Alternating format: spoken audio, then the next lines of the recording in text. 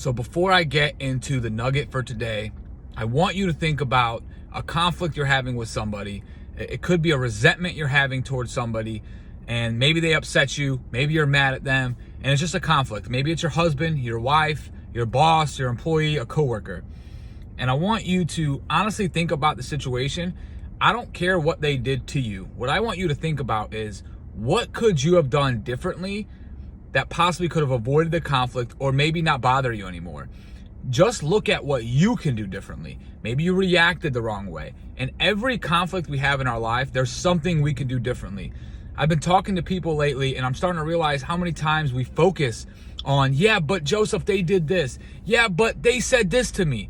And everybody wants to point fingers and blame, and then now guess what? You're just mad at that person, and I can't change anybody, so I don't know how to help you when you're mad at me or you're mad at how this person reacted to you.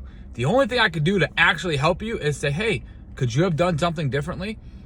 And people get mad at that because they feel like I'm blaming them or they're having to take the full blame. It's not about blame or who's right or who's wrong. It's about what we can change, which is ourselves. If you're walking down the street and somebody cusses you out, you have a choice. You can react to it or not. If you react to it and cuss them back out and you get in a fight, I feel you could have done something differently there. You could have just kept walking. And I can't change the fact that somebody cussed you out. I'm so passionate about this because even in recovery, a resentment is something that could take somebody back out to relapsing, which eventually leads to death. And that is the number one offender of people who go back out and relapse. So even if you're not in addiction, it's a resentment. And how do we handle resentments in recovery? We look at what we could have done differently. That's how we change. Only control what you can control.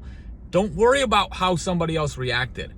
Look at the problem you're facing. If you're thinking about something right now or somebody you have a conflict with, I want you to just try to apply it.